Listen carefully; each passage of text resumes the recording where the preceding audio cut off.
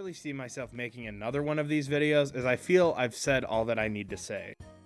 I lied, because Nintendo has once again forced me to stand up and fight back against the evils they perpetuate. Yet this time, it's different. It's personal. Nintendo has done worse than what I've talked about. Worse than higher prices. Worse than locking games away. Worse than literally anything any other company has done. Yes, they've done something truly unforgivable. And what's even worse is they've been doing this for much longer than they have every other bad thing. They've tried to erase history right under our noses and expect that we wouldn't notice this atrocity in action. And you know what? It worked. I never hear people mention this happening. And perhaps it's because Nintendo has upped their scumminess for the sole purpose of making us turn away from this deception, this cruelty. But as I've returned to older games, to the era I grew up in, to replaying older Mario and Luigi games, to playing the Paper Mario remake, to returning to Mario Baseball yet again, my vision became less obscured, as if the Mandela effect over me had finally lifted, the spell broken, the curse extinguished. I see him again, and I realize, how could they have done this? Nintendo has erased the most iconic, lovable, and classic character from the Mario franchise. That being, of course, Toadsworth. Now, let me explain to you in literally every way why this is a problem, and also a quick history on why Toadsworth is so important, especially since Nintendo has erased him from all of our history books. It's getting harder and harder to find this information, and if I don't say it now, I could forget. Because with every new character introduced, every new quote-unquote monumental character roster, every deep cut pick, we stand a chance of losing such an important and worthwhile character, and I can't stand for that.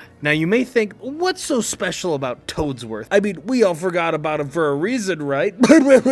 First off, if you have the gall to think that, you should be buried underneath a prison. But second, he's got a legitimately genius character design. See, Toads have become a bit overplayed in Mario, and I understand that. A million generic Toads everywhere, maybe a different color, who knows? But back in my day, we got a lot of unique Toad designs left and right. This instantly assists in making the Mario world feel more alive, because having more Toad options means that they aren't just clones of one another. They have jobs, they age, they have professions, and Toadsworth is the perfect example of that. His design takes the normal Toad design and makes a more refined character. Despite having the same shape and body as other Toads, you'd never look at him and think, oh yeah, these two are the same person. You get just by looking at him that he's smart, weathered, he holds high standing, and yeah, he absolutely does. And what's genius is they managed to use the color brown to complement his design instead of making it feel dull. I feel like a lot of games and character designs use brown as a way to look unassuming, to look overly mature and less whimsical. But because of the uses of purples and the more saturated colors on him, the brown looks perfect. It doesn't look like he's rotting, doesn't look like he's out of place. It just fits his character design in a way that looks fantastic. It implies age and wisdom, but not in a way that makes it look ugly. And Nintendo thinks they can just pretend that this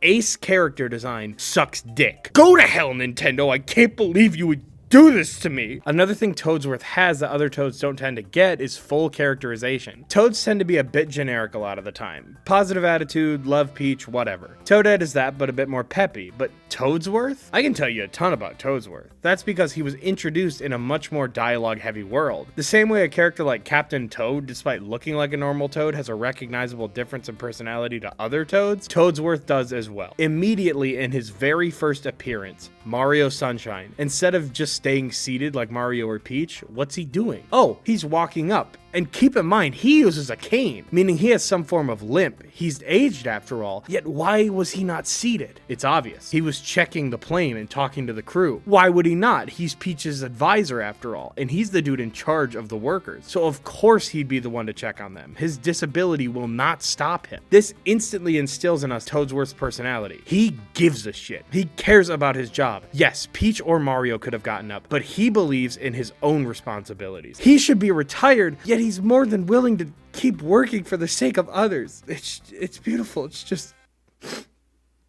I'm sorry, let's continue. From here, Toadsworth became a mainstay, never in the spotlight necessarily, but always in roles that would fit him. Double Dash needs a driver for the victory car? Of course it's gonna be Toadsworth. He might be too old for violent racing with Toad and Toadette, but he's still a big part of the festivities, kind of like a host of the event in a way. In Mario Tennis, he's the umpire, which we will get to what they thought they could pull here, you motherfuckers trying to bury him. In Mario Party 7, he acts as the party host, giving instructions, explaining situations, situations. He's basically the head honcho. He's the one keeping all of this together, okay? He is the only one responsible enough. This isn't the dumbass sun and moon fighting. It isn't the characters thinking they can just get away with hosting their own parties. This is his house. He's the only one who can responsibly guide everyone. In Mario Baseball, he finally gets to be playable, and he's amazing. The best singles hitter in the game. This fits his character. He's slow, he's older, but he's consistent. He knows how to play in ways that will give him an advantage. And in Sluggers, he's got the most unique pitch in the game. This video is actually inspired because another enlightened individual over at Dinger City, the captain of City Hall, Andrew, is using like 7 Toadsworth in the classic 8 series, so he knows what's up. However, I would say his most memorable appearances are in the Mario RPGs. Toadsworth not only makes sense to include considering his position, but also acts as an anchoring point. Before Sticker Star, Mario RPGs were full of unique and original characters everywhere. For a kid, it's cool, but it's also a little daunting.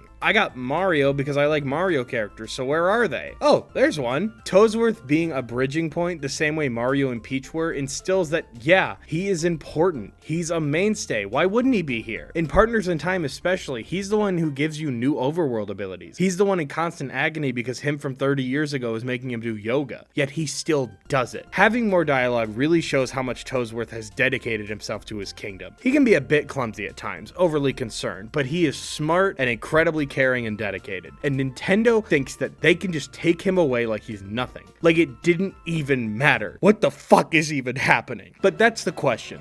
What the fuck is even happening? Or what happened? Toadsworth became as much part of the cast as Toadette, Daisy, Wario, maybe even more so. He was a staple, we saw him often, but nowadays we barely remember him. Well, it's because in 2013, in Mario and Luigi Dream Team, he made his final appearance. For over 10 years, we have been without him. Sure, he's been in remakes, but those don't count. He hasn't had a new HD model, new art, new anything. The most we get is tiny references in order to sort of nudge us to remember he existed, but that's not enough. How can they just pretend he's not real? Simple. They want us to forget. They're trying to replace him in our memory with empty gaps, with nothing. Am I a conspiracy theorist? No. And I have proof. Look at the Mario movie. There's an advisor Toad, but it isn't Toadsworth. This is to make us think, well, of course Peach has advisors, but you know, she doesn't have a specific one. In the Paper Mario games, there are advisor Toads, but not him because he isn't real anymore. And here's the most damning one. As I mentioned, in Mario Power Tennis, Toadsworth is the umpire, the one calling out fouls, points, everything. He is right there. And you may have forgotten, but he's a voice character. In Mario Sunshine, he has his classic catchphrase. Now, boys, don't touch that stuff. In the baseball games, they added more Oscar-worthy acting. Oh, hold on. But in Mario Power Tennis, we hear this.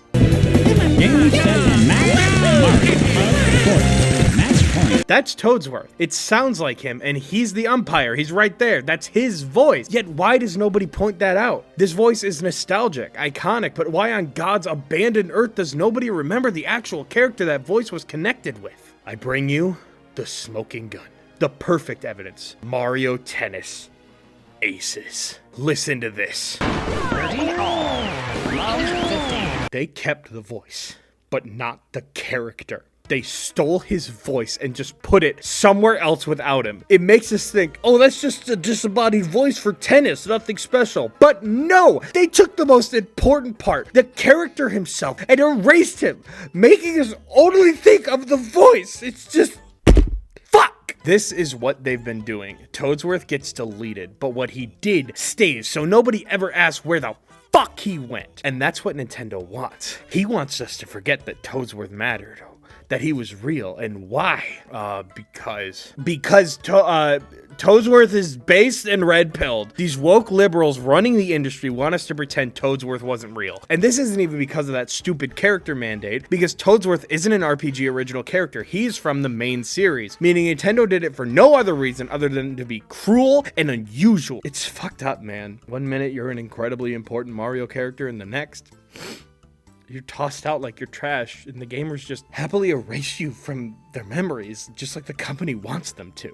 And I know you're thinking, Cole, what's the point here? Are you just making a shorter, more comedic script in order to buy more time for your next large video you've teased before? Nuh-uh. My point is, I think it's lame that a character with a great design, a ton of relevance in the series, and a well-defined personality has been completely erased. He appeared the same time as Toadette, and while she's gotten more and more relevant, even appearing in main series games, Toadsworth no longer even gets mentions. And that's lame because for a long time, these three were the main Toad characters. Yeah, he wasn't really ever playable, but now the three main Toads are this. Like, Captain Toad was in a Mario Kart game as a unique character, but Toadsworth is gone. It's as simple as, this is a great character I like a lot, and it sucks that he's gone. And don't you ever forgive Nintendo for trying to make us forget. I see you. Toadsworth's last appearance was right before the Wii U, which they made fail on purpose so that there would be a big empty space in people's heads so they could bring out the Switch and nobody would notice he was gone. That's what happened. And now he's gone and they want to pretend that he's not real and they expect me to forget. And because of this atrocity, I will never be playing another Nintendo game ever again. You know, until Donkey Kong comes out and I buy it so I can play it. I'm never coming back.